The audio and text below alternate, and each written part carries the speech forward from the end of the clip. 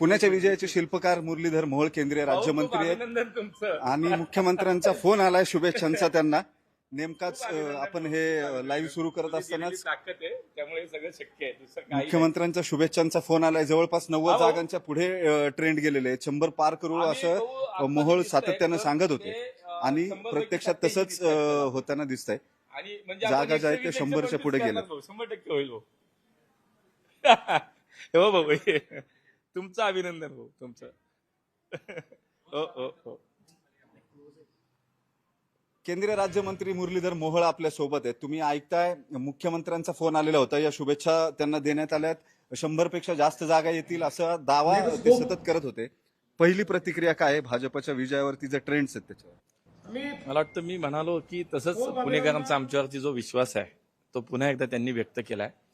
आणि बघा, निवडणुकीच्या सगळ्या प्रचाराच्या काळात मी म्हणत होतो की भारतीय जनता पार्टी ज्या ज्या वेळेला आम्ही कुठलीही निवडणूक लढू, देवेंद्रजी नेहमी म्हणायचे की आम्ही एकच मुद्द्यावरती निवडणूक लढतो, तो म्हणजे विकासाच्या मुद्द्यावर, कामाच्या मुद्द्यावर. त्यामुळे मी सातत्याने हे सांगत होतो की आम्ही खूप मागच्या मोदीजींच्या 11 वर्षाच्या काळात, देवेंद्रजींच्या मुख्यमंत्रीपदाच्या सगळ्या कार्यकाळात आणि 5 वर्ष महापालिकेत आम्ही खूप काम केलं. त्यामुळे लोकांना काम पाहिजे, काम दिसतंय आणि पुढे काय करणार हे लोकांना आम्ही सांगतोय. पुढे संकल्पपत्र ठेवलंय.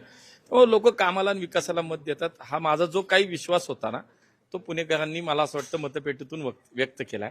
आणि म्हणून मी म्हणायचो 120, 125, तर तुम्हीच लोक किंवा विरोधक म्हणायचे नाही नाही कसं शक्य 120 आमचा महापौर होणार आहे.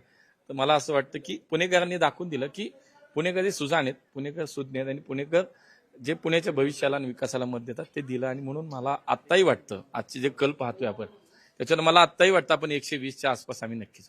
मुख्यमंत्र्यांचा फोन आला होता आता वर्षावरून, काय म्हणाले? त्यांनी सुद्धा हा सगळा जो काही एकूण कल पाहतायत त्यामुळे त्यांनी तो जाणून घेतला आणि अभिनंदनही केलं. खरं तर त्यांचं अभिनंदन केलं पाहिजे आम्ही, कारण त्यांच्या नेतृत्वातच ती ताकद आहे, ती शक्ती आहे, ती आम्हाला मिळते. आणि ती एक ऊर्जा आहे आमच्या नेत्याची, ती आमच्यामध्ये, ती त्याच्याच माध्यमातून आम्ही काम करतो. त्यामुळे एक पुण्याचं विजन घेऊन म्हणजे ते जेव्हा जेव्हा पुण्यात येतात पुण्याच्या भविष्यावर बोलतात. हे पुणेकरांनी पाहिले आहे. 50 वर्षाचं पुणे कसं असेल, जीसीसीचं कॅपिटल बनवायचं आहे, त्यानंतर नॉन कॅपिटल सिटी आहे, त्याच्यानंतर परत भुयारी मार्गाचं एक मोठं नेटवर्क 54 किलोमीटरचं करणार आहे. पुण्याचा विकास भविष्यामध्ये कसा असणार ह्याचं एक विजन असणारा नेता म्हणजे देवेंद्रजी.